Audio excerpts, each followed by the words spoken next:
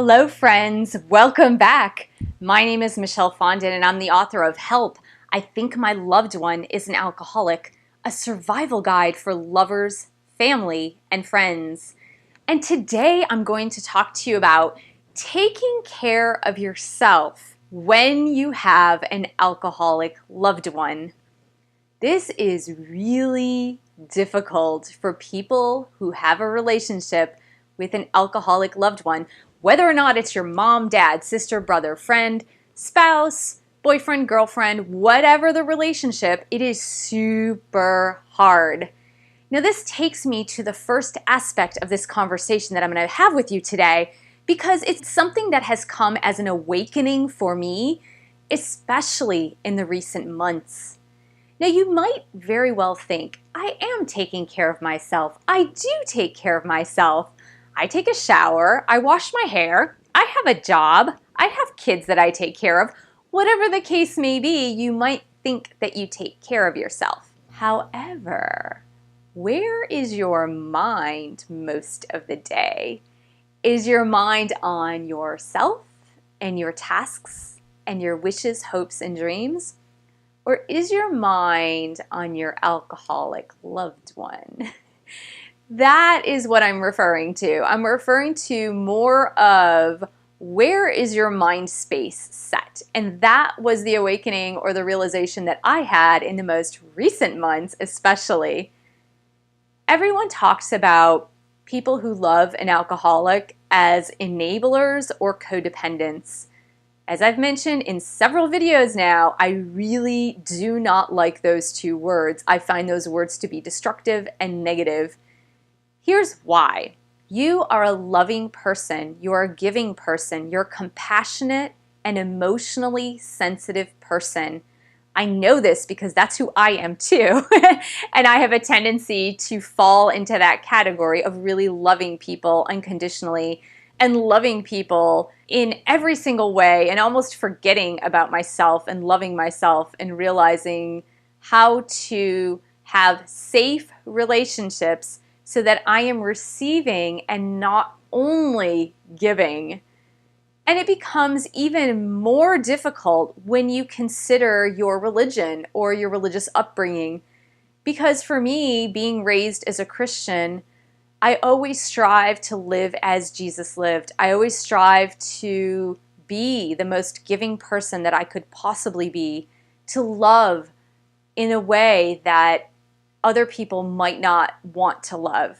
But I've always strived to love in that way. Now, that doesn't mean that I don't have my own needs and I don't have my selfish moments and that I don't have moments of anger and despair or demanding that I get my way from time to time. That's perfectly normal and that's human, and you're not perfect and you're not God, so that is totally, totally normal. But more of what I'm referring to is that you are more of a caretaker than someone who is constantly out there looking out for their own best interest. And even in the Bible, if you look through the Bible and Christian teachings, it really talks about this concept of joy where you need to look at Jesus first, then others, and then yourself. And most of us who are caretakers and who are labeled sometimes as enablers or codependents, we are people who really take this to heart, that usually we're putting others before ourselves, especially that part, not necessarily putting God first or Jesus first, but putting ourselves ahead of the other person. A lot of things that we do, I'm not going to say everything, but a lot of things that we do are so that we can try to help others to make their lives better or try to serve others to make their lives better and try to really help out. And those are great traits. Those are wonderful traits. Do not ever let anybody tell you that those are bad traits. They become unhealthy when they're super out of balance. And that is what tends to happen in your alcoholic relationship, is because you're a giver, giver, giver, giver, giver, and then your alcoholic is a taker, taker, taker, taker, taker. And there's never this rebalancing of the scale. The scale is constantly tipped in this direction where you're constantly giving and this person is constantly taking.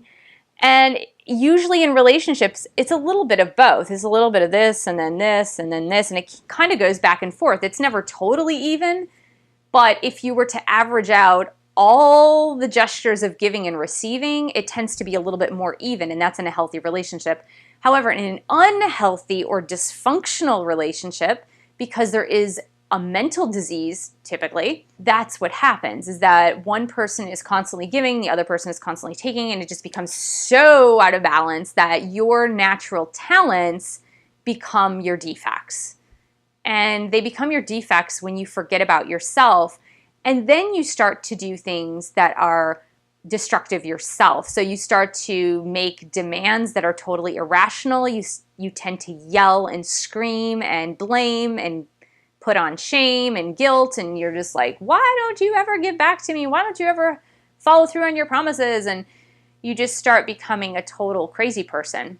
And that's because that by that time you're totally depleted and you haven't been receiving. And so you have needs just like everyone else. I have needs just like everyone else.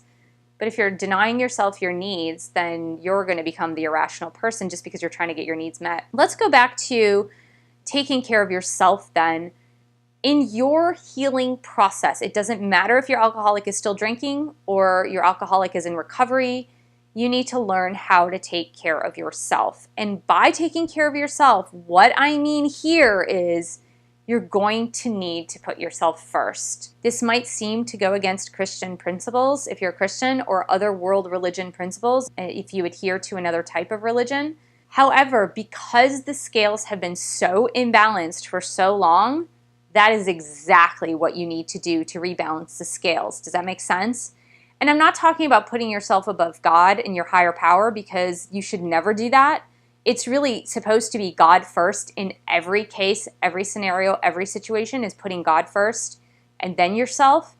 In this case, because you have been neglecting yourself and different aspects of your life, and you might notice that different aspects of your life have become so painful for you that you don't even want to take a look at them now because you know how painful they have become for you. I was talking to a really good friend the other day who lives in Ireland, great friend. We connected like soul sisters instantly several years back when we were doing some of our training through the Chopra Center. And I found out, which I didn't know this about her, upon reconnecting, that she had been in a relationship with an alcoholic for about 5 or 6 years. I can't even remember how long it had been. About 5 or 6 years. Like me, she had desperately tried to get him to get help and really had been going through this struggle of trying to help him. And finally, she decided, you know what, I can't help him. He doesn't want help. He doesn't even admit that he's an alcoholic. He doesn't admit that he has a problem. And so she called it quits. She had to tell him to leave, and that was that. But in the end, what happened, she said, you know, I gained about 20 pounds in this whole thing because she had been neglecting her own needs and herself, and she had been trying so hard to help her alcoholic loved one. So those are the types of things that I'm talking about. I'm talking about gaining weight, about your finances going to crap because you've been giving money to your alcoholic loved one or supporting that person, or just ignoring your finances in general, or maybe not working as hard as you should have. I'm talking about those different aspects of your life. Maybe your children have gone awry somehow. They've been neglected because you've been focusing more on the alcoholic person. So there are a lot of different aspects of your life that have been neglected. Now that you realize that you need to take care of yourself first, what I'm noticing in myself is trying to create the mind space so that I focus on myself first versus the alcoholic. I'm looking at the aspects in my life where I need to improve and the aspects in my life that need to be healed because they've been neglected for many years. And how can I rectify that? How can I keep thinking of myself first after God, but keep thinking of myself first versus allowing my mind space to go toward the alcoholic loved one each and every time? Because it's almost like you're trying to figure out a really hard puzzle. Have you ever tried to solve a mystery or a puzzle or a Rubik's Cube even? But when you're trying to solve a mystery, puzzle, or trying to troubleshoot a problem, it seems that all of your effort, energy, time, and mind space is going toward solving that problem. And that's exactly what has happened in your alcoholic relationship. All of your efforts, your mindset, your time, your energy, everything has gone toward that alcoholic person, when in fact you can't solve their problem. It's impossible for you to solve their problem because they need to solve their problem and God needs to solve their problem, but you certainly cannot solve their problem. It's always good to be a loving person. If you are a Christian, then you have accountability to that person. You're not responsible for them. You have accountability to them. What does that mean? That means that when they are sober or not drinking, or you have that small bit of time with them that they are not under the influence of drugs or alcohol, that you call them on their stuff. That you say, look, I've just noticed that it's gotten worse lately. I've noticed A, B, and C behaviors. I just want to make you aware because I love you and I care for you. And then you leave it at that. That's it. Your job is just to make them aware. And usually they know it anyway. But part of that accountability to another person who you love is just to make them see things that maybe they don't want to see. But you just say it like you would report the news. That's it. Try not to get emotional about it. You just report it like you would report the news and say, this is what I've noticed. I just thought you'd like to know because I know if tables were turned that I'd want to know that too. So that's pretty much it. So this week, every time you think about your alcoholic loved one and you start to worry and you get obsessed, because it's so crazy how we get obsessed with this alcoholic person and we get obsessed with this stupid disease. As soon as you find yourself getting upset, worried, obsessed, flip those thoughts around and place them on your life. How can I make my life better? How can I have more fun? How can I flourish and grow in my life? What can I learn? And all of that. Just focus on your life and your personal growth, and things will be so much better because now you'll be happier because you can do something about your life. You can do something about your health and well-being and your education. There's so many things that you can do. Defocus your energy from that alcoholic loved one. So thanks so much for joining me. Please subscribe to my channel, share this video with friends, family, and your dog, and I look forward to seeing you in the next video.